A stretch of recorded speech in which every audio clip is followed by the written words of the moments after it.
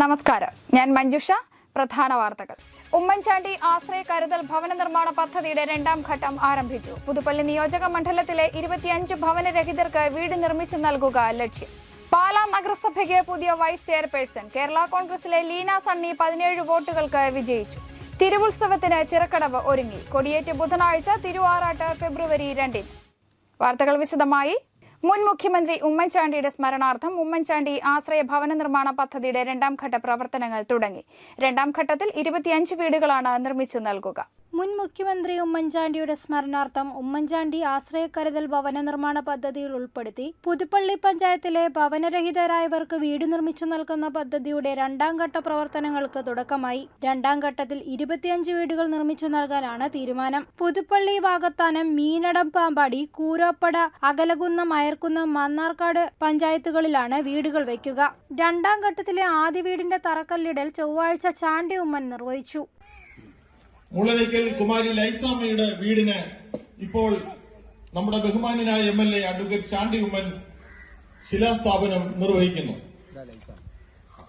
ബഹുമാന്യരായ എല്ലാ നാട്ടുകാരുടെയും സാന്നിധ്യ സഹകരണം വിനീതമായി അഭ്യർത്ഥിച്ചുകൊള്ളും. ചടങ്ങിൽ DCC പ്രസിഡന്റ് നാട്ടകം സുരേഷ്, മുൻ DCC president Joshi Philip, block president KB Gireesan തുടങ്ങിയവർ പങ്കെടുത്തു. News bureau, Kottayam. പാലാ നഗരസഭയിൽ വൈസ് ചെയർപേഴ്സൺ തെരഞ്ഞെടുപ്പ് നടന്നു. കേരള കോൺഗ്രസ് MLA ലീന സണ്ണി 17 വോട്ടുകൾക്ക് വിജയിച്ചു. ഫെബ്രുവരി 3 ചെയർമാൻ തെരഞ്ഞെടുപ്പ് നടക്കും.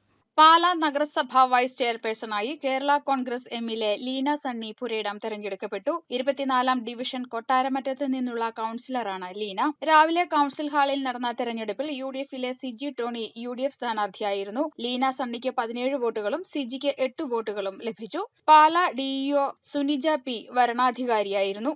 UDF-ലെ മായ രാഹുൽ അവധിയായിരുന്നതിനാൽ പങ്കെടുത്തില്ല. ഫെബ്രുവരി 3 ചെയർമാൻ തിരഞ്ഞെടുപ്പ് നടക്കും. News bureau, Pala.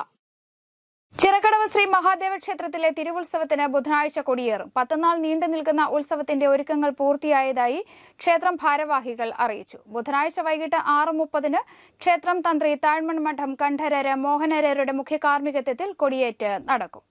ചിറക്കടവ് ശ്രീ മഹാദേവ ക്ഷേത്രത്തിലെ തിരുവുത്സവത്തിനുള്ള ഒരുക്കങ്ങൾ പൂർത്തിയായി. ബുധനാഴ്ച വൈകിട്ട് 6:30 ദീപാരാധനയ്ക്ക് ശേഷം ക്ഷേത്രം തന്ത്രി താഴ്മൺമഠം കണ്ഠരര് മോഹനര് കൊടിയേറ്റിന് മുഖ്യ കാർമ്മികത്വം വഹിക്കും. ആദ്യ ദിനത്തിൽ കലാവേദിയിൽ തിരുവിതാംകൂർ ദേവസ്വം ബോർഡ് അംഗങ്ങൾക്ക് സ്വീകരണവും ഭദ്രദീപ പ്രകാശനവും നടക്കും. സമ്മേളനം chief whip doctor N Jayaraj ഉദ്ഘാടനം ചെയ്യും. രണ്ടാം ഉത്സവ നാൾ മുതൽ 8ാം ഉത്സവ ദിവസം വരെ എല്ലാ ദിവസവും ഉച്ചയ്ക്ക് 12 മണി മുതൽ ഉത്സവ ബലിദർശനം ഉണ്ടായിരിക്കും. 9ാം ഉത്സവം ദിനമായ ഫെബ്രുവരി 1 പള്ളിവേട്ട നടക്കും. പള്ളിവേട്ടയോടനുബന്ധിച്ച് ക്ഷേത്രവാദ്യ തിലകം വൈക്കം ചന്ദ്രന്മാരാരുടെ പ്രമാണിത്വത്തിൽ മേജർ സെറ്റ് പഞ്ചവാദ്യവും പെരുവരം കുട്ടന്മാരാരുടെ പ്രമാണിത്വത്തിൽ മേജർ സെറ്റ് പഞ്ചാരിമേളവും ഉണ്ടായിരിക്കും. 10ാം ഉത്സവ ദിനമായ ഫെബ്രുവരി 2 തിരുവാറാട്ട് നടക്കും. ഈ ദിവസങ്ങളിൽ ഉത്സവ ചടങ്ങുകളിൽ പങ്കെടുക്കാനും മഹാദേവനെ തൊഴുതു വണങ്ങുന്നതിനും നൂറുകണക്കിന് ഭക്തർ ചിറക്കടവിലേക്ക് ഒഴുകിയെത്തും. ഉത്സവത്തിന്റെ ഒരുക്കങ്ങൾ പൂർത്തിയായതായി ക്ഷേത്രം ഭാരവാഹികൾ അറിയിച്ചു.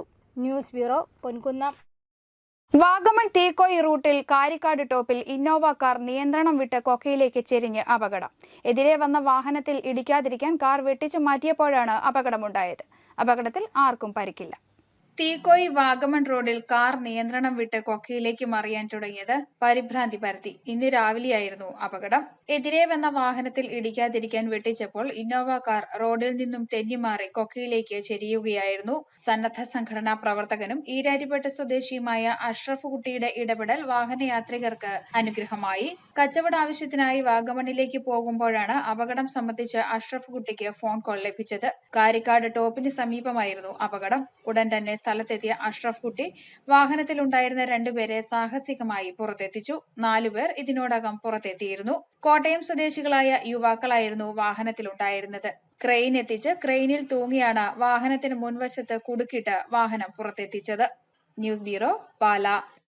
SSLC model question paper print ചെയ്യുന്നതിനായി വിദ്യാർത്ഥികളിൽ നിന്നും പണപ്പിരിവ് നടത്തുന്നതിനെതിരെ KSU രംഗത്ത്.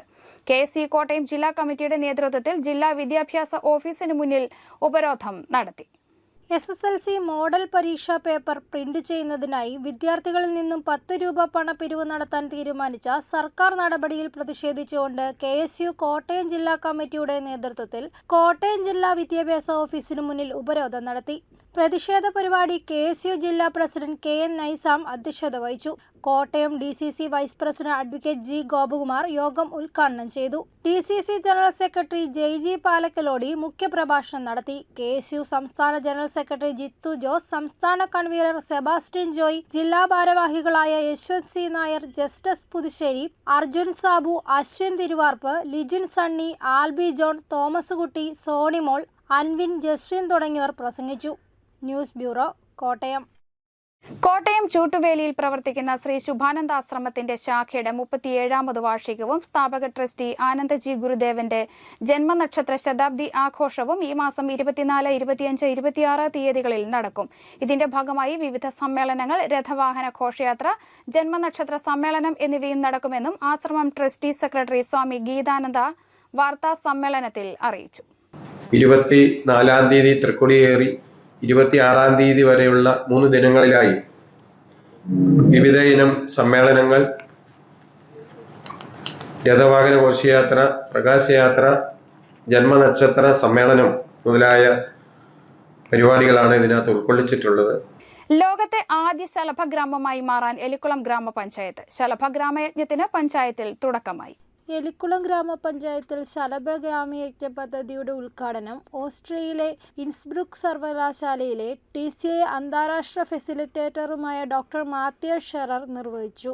പഠിച്ചാൽ മാത്രം പോരെന്നും അതുവഴി സമൂഹത്തിന് നന്മ ചെയ്യുമ്പോഴാണ് പഠനത്തിന് അർത്ഥമുണ്ടാകുന്നതെന്നും ഡോക്ടർ മാത്യസ് ഷെറർ പറഞ്ഞു. It's like a compass, you know, a compass who directs us to north, to south, to east, to west. It's like a compass for life and for learning. Elamkulam Sastha ഓഡിറ്റോറിയത്തിൽ നടന്ന ചടങ്ങിൽ സംഘാടക സമിതി chairman S. Shaji അധ്യക്ഷനായി. പദ്ധതി നടപ്പാക്കുന്നതിലൂടെ ലോകത്തെ ആദ്യ ശലഭഗ്രാമമായി എലിക്കുളം മാറും. മുതിർന്ന പൗരന്മാരെ ജീവിതത്തിന്റെ സന്തോഷകരമായ 3ാം ഘട്ടത്തിലേക്ക് നയിക്കുക NG സർവകലാശാല U3A പദ്ധതിയും ബട്ടർഫ്ലൈ ഫൗണ്ടേഷൻ ഫോർ TCI ഇന്റർനാഷണലും ചേർന്നാണ് ഒക്ടോബർ 2 വരെ നീണ്ടു നിൽക്കുന്ന ശലഭഗ്രാമയജ്ഞം എന്ന 250 ദിന പരിപാടി സംഘടിപ്പിക്കുന്നത്. ശലഭ പരിണാമം പോലെ മാനവ പരിണാമം എന്നതാണ് പദ്ധതിയിലൂടെ ലക്ഷ്യം വെക്കുന്നത്. എലിക്കുളം ഗ്രാമപഞ്ചായത്തിലെ സ്കൂൾ, കോളേജ് വിദ്യാർത്ഥികൾ, സ്ത്രീകൾ, അധ്യാപകർ, പ്രായമായവർ, പ്രത്യേക പരിഗണന ആവശ്യമുള്ളവർ എന്നിങ്ങനെ 6 വിഭാഗത്തിൽപ്പെടുന്നവരുടെ സമ്പൂർണ്ണ പരിണാമത്തിനാവശ്യമായ പദ്ധതികളാണ് യജ്ഞത്തിലൂടെ നടപ്പാക്കുക. MG സർവകലാശാല U3A mentor doctor Thomas Abraham, IUDS director professor PT Baburaj, ഗ്രാമപഞ്ചായത്ത് സ്ഥിരം സമിതി അധ്യക്ഷരായ Suryamol, Akhil Appukuttan, Shirley Anthyamkulam, doctor Tony K. Thomas, ഗ്രാമപഞ്ചായത്ത് സെക്രട്ടറി PM മോഹസിൻ, ഗ്രാമപഞ്ചായത്ത് അംഗങ്ങൾ എന്നിവർ പങ്കെടുത്തു. തുടർന്ന് വിവിധ കലാപരിപാടികളും അരങ്ങേറി. News bureau, Ponkunnam. അറിയിപ്പ്. എരുമേലി ക്ഷീരോത്പാദക സംഘത്തിന്റെ നേതൃത്വത്തിൽ 25-ന് രാവിലെ 8 മുതൽ നല്ലയിനം മുട്ടക്കോഴി കുഞ്ഞുങ്ങളെ വിതരണം ചെയ്യും. ആവശ്യമുള്ളവർ 8078 753944 എന്ന നമ്പറിൽ രജിസ്റ്റർ ചെയ്യണം.